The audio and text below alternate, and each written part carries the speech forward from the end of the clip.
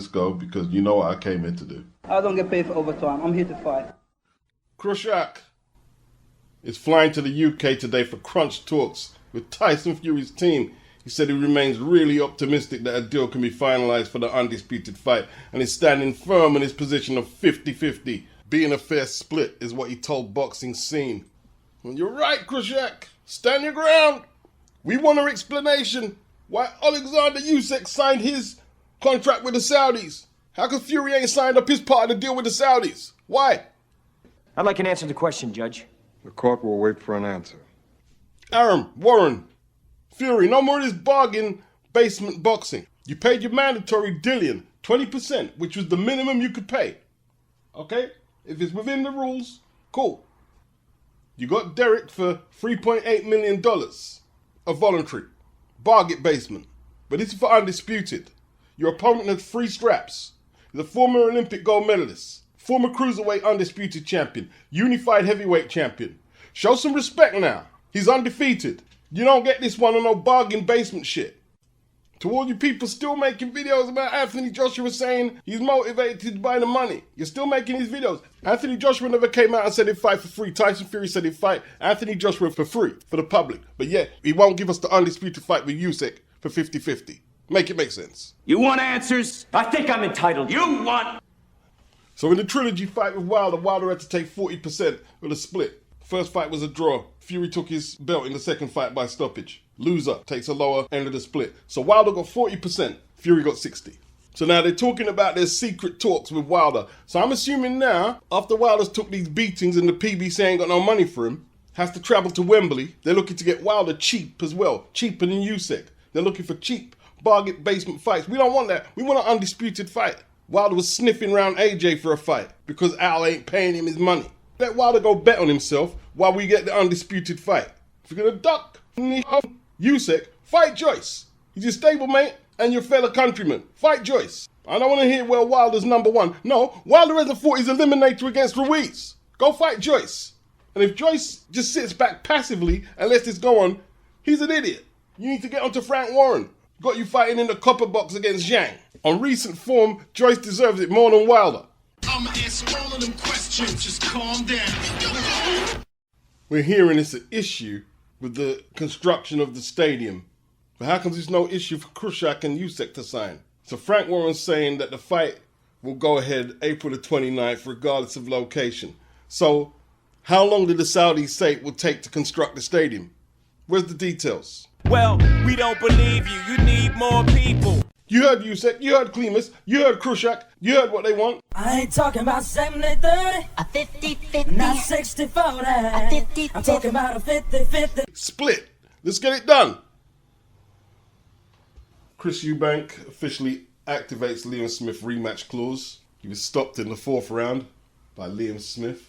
Now, EUBANK is going to be riddled with doubt. He's probably got over the horror of what happened in the first fight, where he wants to come out and talk about a rematch, activate the rematch clause.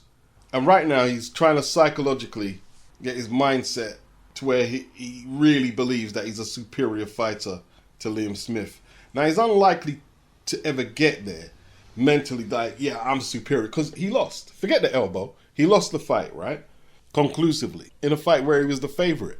But he wants to get as close to that self-belief that he's that much better than Liam Smith as possible. And that's all you can do. That's all you can do. Anthony Joshua's had a couple of immediate rematches with differing results. Some people say he shouldn't have took the rematch with Ruiz. Some people say he shouldn't have took the Usyk rematch, and they're probably saying, you see, we was right. Well, he done all he could. And he had a meltdown after, visibly upset at losing the rematch. But it's an invaluable experience. 12 rounds with Alexander Usyk is an invaluable experience. This is the first rematch of EUBANK's career. I believe EUBANK has to take the fight. I believe he's in the game to try and win a world title. Now, after that last result, not looking good. But if he's to have a glimmer of being able to take on the likes of a Triple G, Gianni Beck, Adames, Jamal, he has to take this fight. And these rematches, like an immediate rematch after you get knocked out. Not only conquering the demon of Liam Smith, it's conquering the big occasion. You know, like people are saying, take some easier fights. But that's literally giving up territory. A boxer like Eubank will want to prove that, yeah, I am here for the big occasion, as well as proving I'm better than Liam. So there's a lot of stuff to unpack. You know, you start as a prospect, then you're a slash contender, hopefully a champion, and then you're always dreaming of what it must be like to challenge for a title like Floyd, like Ali, like Lennox Lewis, like any of the great fighters. And you're on the cusp of it. You lose and people are saying, well, yeah, you should drop back, you should drop back. You know, the ego for someone like Chris Eubank, yeah, I can beat you at 40%, I can do this and that. It's too much of a hit on the ego, as well as having to accept the loss to, yeah, I'm just going to regress back like that when I have a rematch clause, when all I have to do is win the rematch and I can get back in title contention. There's also, I guess, financial implications and obligations as well. Like, Wasserman haven't signed Eubank to be a prospect. They want to get him in title contention to make money. They're not going to give him 2 years to go and find himself in the ring. That's not what they want to do. They want to get him back in contention, beating Liam Smith, challenging for titles. Cali wants to be upholding the camera. It was just a blip. We're going to knock out Golovkin. We're going to knock out Jamal and all that. Easier said than done though, isn't it? Liam Smith, I haven't got the box rec up and I'm not pulling it up right now. He had the rematch with Liam Williams. But apart from that, I don't remember any 2-fight series that he's had in his career. Liam Smith did way better in the rematch with Liam Williams than he did in the first fight. But he wasn't knocked out, or stopped, should I say. He wasn't stopped. When you're stopped, and for the first time, you know, we see Eubank on really unsteady legs on the canvas a couple of times, and if he's had to rewatch the fight, he has to come to terms with the shock of what we saw and what he actually went through. It's really hard to say how you respond to that. Like, Dillian rematch with Povetkin. You know, people can say, oh, Povetkin and Coleman, blah, blah, blah, blah, blah, blah, blah, blah, blah, blah, blah, blah. Dillian went after Povetkin and beat him up in a rematch. He went at Povetkin more aggressively than he did in the first fight. And I believe if he fought Tyson Fury, he'd be equally as aggressive. Whether he wins or not is two different topic matters we're dealing with. I don't think he'd beat Tyson Fury in a rematch. If AJ gets through the Franklin fight and we are treated to the rematch with Dillian, how does Dillian go about fighting AJ? I mean, AJ knocked him out 7 years ago. I'm sure that's been on his mind. Maybe not so much now, but let's say the first 1, 2, or 3 or 4 years, depending on how resilient you are and how you're able to shake off an experience like that. It must have had a psychological impact on Dillian, although he went on a big, long winning streak after that. So he obviously can handle defeat better than a lot of other boxers. He went on to become a pay-per-view attraction and a mandatory contender for the WBC after the AJ fight. And he only had a few amateur fights. Maybe there's something he believes that he can amend easy. Maybe he believes it was weight and he can do the weight cut in a more effective way that it won't impair his performance. Maybe it was something technical, his defense, or he believes if he's more aggressive, he'll be more effective than he was last time with Liam. Maybe he believes it was a one-off and Liam can't repeat the 1 in a million punch, did Eubank call it, the uppercut. He can't repeat that, or the elbow. And maybe he's deluding himself, if that's the case. The upset, if you want to call it that, was no upset to him. He always believed he was the better fighter than Eubank. We would have to assume he has no fear of the rematch. Some people are going to say, well, why doesn't he take a couple more tune-up fights, Eubank, and then go after Liam? Well, psychologically, and I'm just theorizing it because I can never know what goes on in the individual's head 100%. It must be just having that rematch clause, knowing that you can activate it and you have a chance to put it right sooner than later. And I'm just guessing boxers generally don't like walking around with that ghost in their head. My opponent got the better of it, and there I am, not able to do anything about it. People are telling me to move on. Like Amir Khan, he never went after Bradis Prescott. He never went after Danny Garcia. He never went after Canelo. or Crawford, he never chased one of his knockout defeats. Not one of them. And there was about 4 or 5. Obviously, Kell Brook as well. And Lamont Peterson. That was on points. He never chased none of them. Now, I'm saying this with humour in mind about Amir. He's either a smart man, not going after the rematches, or he's not as brave as a EUBANK or a Lennox Lewis or anyone else who got beaten up or knocked out and had to try and get it back. Anyway, Chris wished Liam happy Valentine's Day. Hope he didn't have that armband around his arm when he said it. Oh dear. So I'm guessing the appeal to the British Boxing Board of Control about the elbow has been ditched. And rightly so, and rightly so. I don't think the fight's going to go to Anfield because work is being done at the stadium. Probably Echo Arena or Manchester Arena again. I'll tell you what, yeah?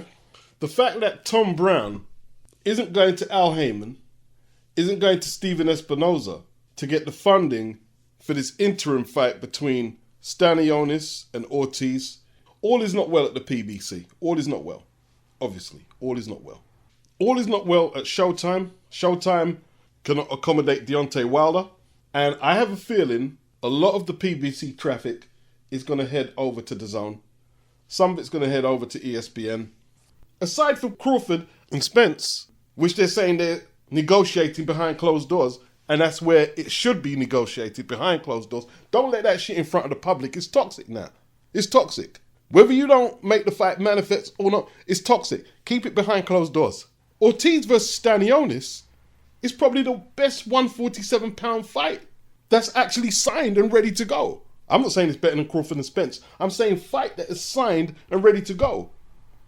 This is the best 147-pound. Name a better fight at 147 than that. Name one.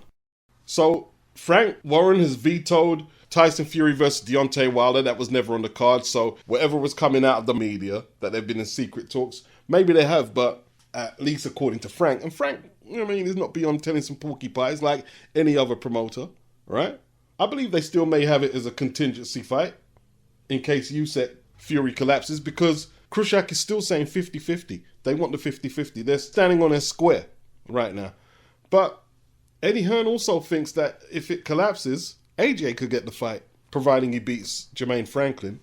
And when people talk about, oh, he'll never fight Wilder, he'll fight Wilder. Trust me, he'll fight Wilder. Don't be surprised. I don't know what's going to happen with this Usyk thing. He may fight Fury next. We'd be open for that fight. If Usyk doesn't fight Fury, AJ will fight Fury next in the summer. You know, Saturday, let's go to the featherweights. And I'm not going to say Laywood and Lara is the best fight, because there's some good fighters there. But off the top of the head, I can't think of a better matchup that is signed and ready to go at 126 than Laywood versus Mauricio Lara this Saturday. What, I'm shilling? That's not a good fight, no? Both men always go for the knockout. Always go for the knockout. Have you seen Laywood's recent fights? Have you seen Mauricio Lara's fights? Lara's one of the top contenders at 126. Laywood is the full champion, elevated after Leo Santa Cruz gave up his tenuous grip on the full belt. I'm not shilling, people. I'm not shilling. The undercard, I'm not going to lie. I'm not going to say it's crap. It's not crap. And I'm talking with a little bit of bias here. As a British boxing fan, I'm familiar with a lot of the fighters, so it's all right with me.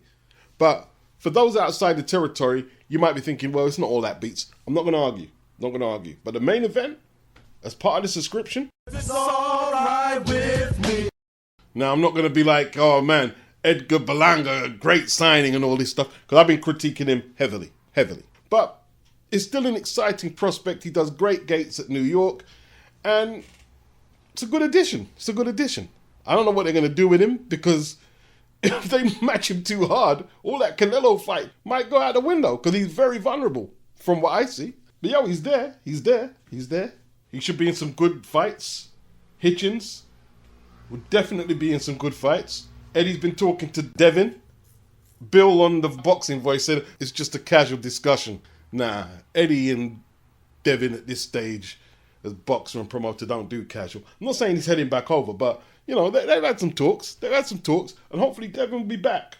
He'll be back on DAZN, where he belongs. Like Cordina versus RHAKIMOV. Cardiff International Arena, April the 22nd. Hopefully, Joe gets back that belt that he never lost in the ring. The IBF Super Featherweight title that he took in spectacular style from Ogawa. And hopefully, he can get that belt back from RHAKIMOV. It's not going to be easy, though. It's not going to be easy. And once again, the undercard is developing.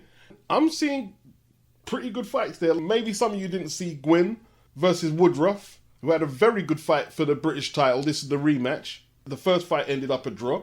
That's going to be a very good fight. Very good fight. Jordan Thompson, who had the shock of his life against the import last time out, was put on the canvas in the last round but survived. He's 14-0 with 11 knockouts. He defends his IBF European title. I don't like the IBF European titles. There should just be an EBU title, and that's that, right? But he takes on Luke Watkins from Swindon, and he's a pretty good fighter. That's a pretty good fight. When I say it's a good fight, they're not world-class, no. But it's a well-matched fight. It's very well-matched. Just like Woodruff and Gwyn. They're not world-class. I'm telling you that. I'm not, yeah, they're world-class lightweights and cruiserweights. No. They're very well-matched at domestic level.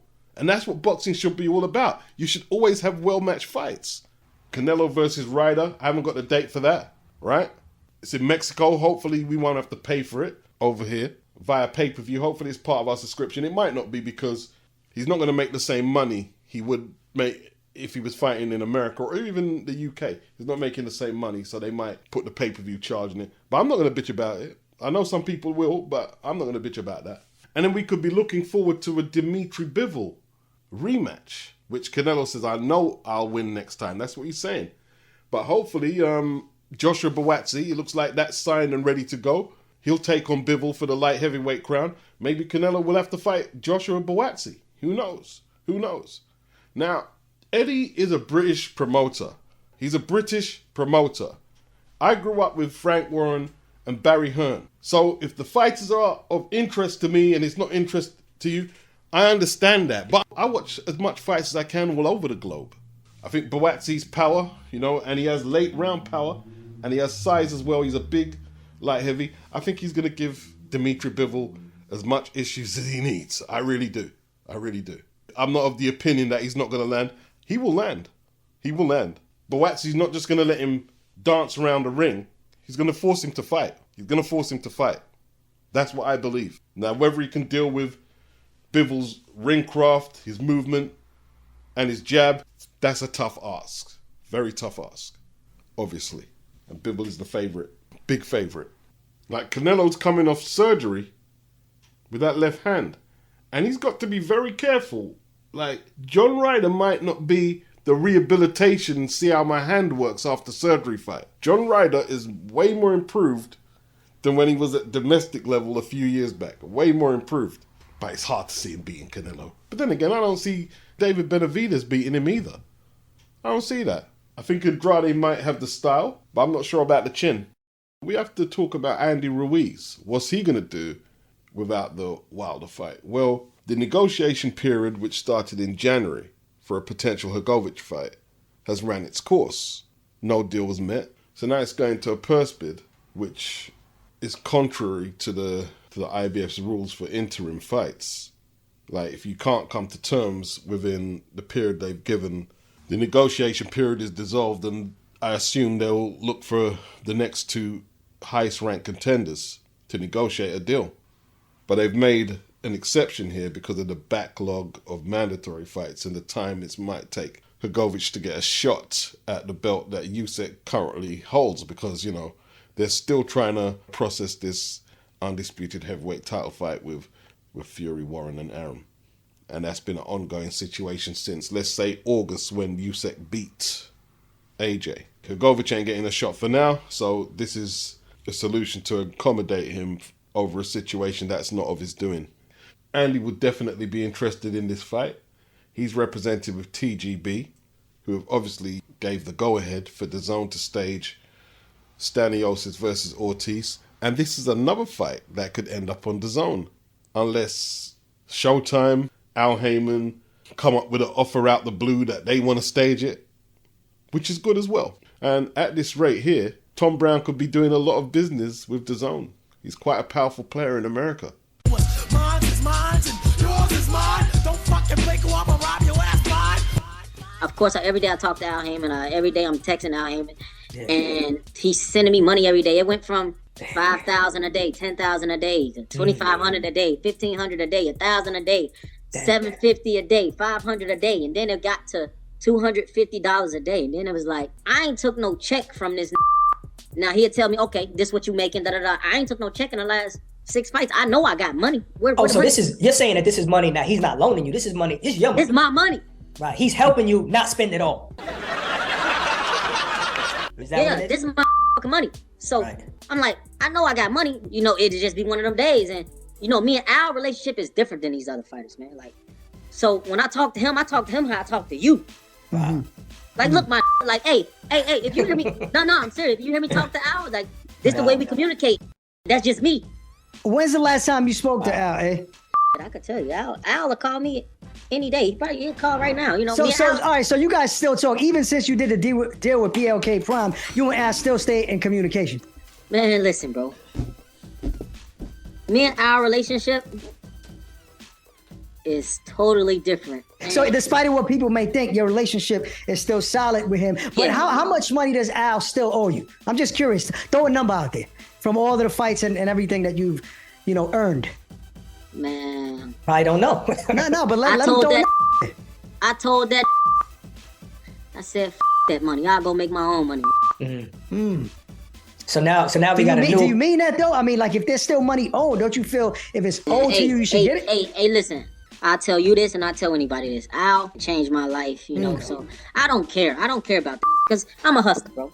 Right. If you're a hustler, why would you let anyone take your money, despite what you're saying they did for you, how they changed your life? He's not entitled to rob your money. And if Adrian doesn't care, why does he keep bringing it up? As Fred from Barbershop Conversations observed, is it Ak from Dazn? He tried to clean it up a little for Al, didn't he? Like, yeah, he's helping you not spend so much money by giving you your purses in bits. But here's the truth though, yeah? If you're going to give this man his money in bits, you give him a breakdown of what you're taking out of his purses and let him know what's left. And he obviously wasn't doing that because you hear AB saying, I know I've got money. How do you know you've got money? You don't know what's left in the pot of your purses because someone's controlling it and giving you pocket money out of your purses that you had to bust your ass for. Maybe you used it all up. Maybe Al's hand was in the cookie jar. We don't know. What about a lawsuit? You're entitled to get your money if he's taking your money. Where's the lawsuit? So that's AB's liability in it. Al's liability is, why have you got this guy running about saying you scammed his money? Now, we know Al ain't going to come out and say nothing. Get someone who represents you to either go public or sit AB down and here's a breakdown of what you earned and what Al gave you. Make sure AB brings his legal representation with him and set it straight. I believe Al Haymon hit the likes of Adrian Broner and Deontay Wilder with the old okie doke. And maybe Al Haymon was doing the old Don King routine. You know what I mean? We got to all stick together because the devils, they don't like us and we can't trust them. That's why Errol Spence used to come out with shit like, oh, Golden Boy, we know you don't treat black fighters right. Deontay Wilder making references to Eddie's complexion and his integrity. Eddie Hearn is just another white man milking a black man, meaning Anthony Joshua. And now all of a sudden he's talking about he wants to fight Joshua in Wembley. And obviously Eddie Hearn's going to be involved in that. He signed to Matchroom. And it looks like Al done a good job on them, on the PBC fighters. But the jig is up now. The jig is up. And AB and Deontay are unlikely to be the last two fighters to discuss their discontent with their situations with the PBC and Al Haymon. I have a feeling there's more to come. Floyd recently vetoed the Crawford-Spence fight last November, saying it's not going to happen. Once again, me and Al Haymon are business partners. Me and Al speak every day. So no one can say I'm with Floyd Mayweather, but I'm not with Al Haymon. So it looks like he's gave them talk, like they have equity, and it looks like Floyd thought he had a special relationship, like AB kept saying. He's got a special relationship with Al Haymon, different from other fighters. Now, in all truth, I don't know if Floyd is a business partner. No one's refuted what he said, so maybe that's true. But I believe the likes of Wilder thought they had a stake in it because Richard Schaefer, like when he said he has an obligation to the people who've helped him come up to explain why he couldn't take the Dazn deal. What does that mean there, exactly? It looks like they've told these fighters that you're more than a fighter.